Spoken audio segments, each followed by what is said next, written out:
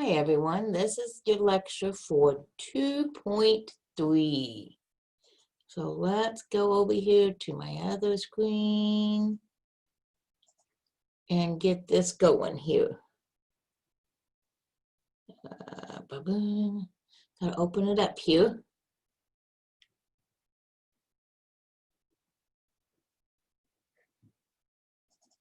Give me just a second. Class notes.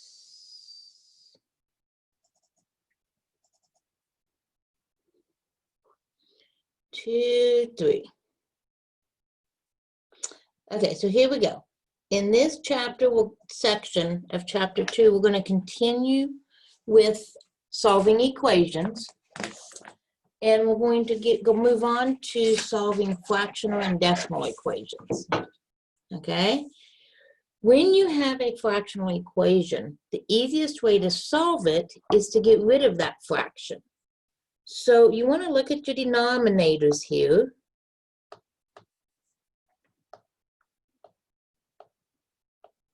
Let's go a different color today. Look at your denominators. I've got a 2, a 3, and a 3.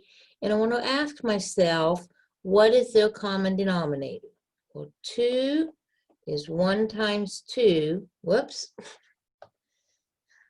I said one thing and I wrote another. Oh my goodness. And 3 is 1 times 3. So if I bring down each column, my lowest common denominator is 1 times 2 times 3, or 6. So I'm going to take everything times 6. Each fraction times 6.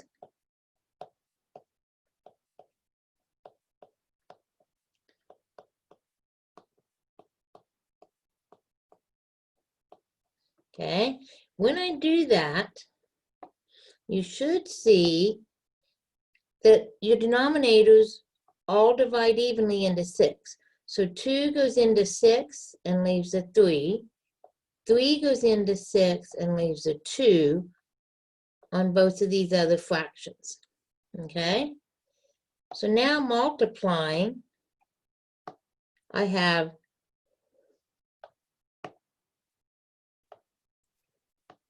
3 times 1x plus 2 times 2x equals 2 times 14. And now we're to an equation like we solved in the last section. So 3x, doing my multiplication, plus 4x equals 28. 3x plus 4x is 7x. Divide by that 7, and x equals 4. Okay? Now our denominators this time are 8. Okay, work with me, pen. I don't know why it likes to be cantankerous sometimes, guys. So 8. If I come down here, it's 2 and 4, and then 4 is 2 and 2. So 8 is 2 times 2 times 2, and 10 is 2 times 5.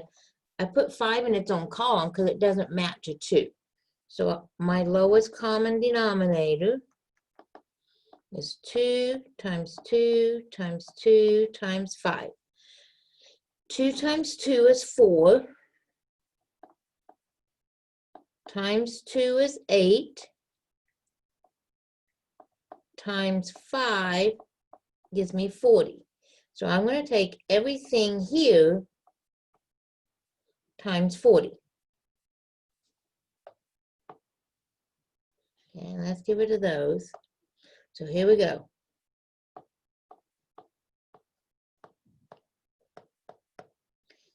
Each one of them times 40. That means I also have to take that 2 times 40.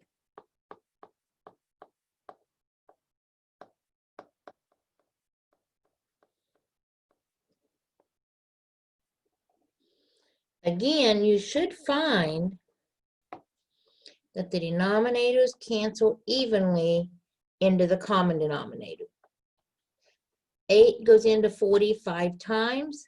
10 goes into 40 4 times. So what am I left with? 5 times 7n plus 5 equals 80. That's 40 times 2. Plus 4 times your 3n plus 15. Distributing my 5 times 7n is 35n. 5 times 5 is 25.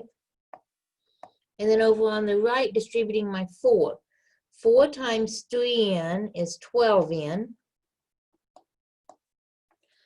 And I didn't write my plus, so I'm gonna, didn't leave enough room. And 4 times 15 is 60. Now on the right, I can combine these numbers. So now I have 35n plus 25 equals 12n, and 80 plus 60 is 140. Moving my 25 to the right, I subtract it from both sides. And moving my, well, we'll just do that. Okay, and we'll go to a new slide here.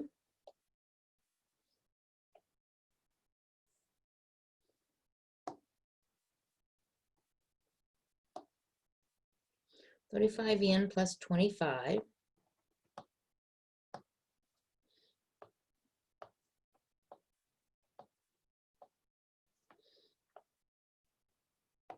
Work with me, pen.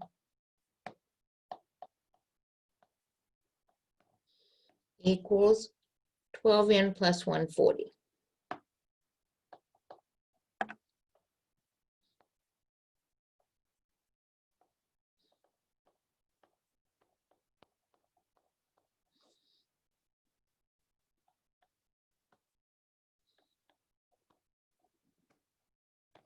On the left, those 25s cancel, so I have 35n equals 12n plus 115 when I take 140 minus 25.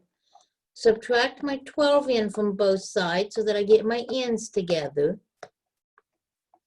So 23n equals 115. Divide by that 23, okay? And n equals 5. And that's the end of this lecture on fractional equations.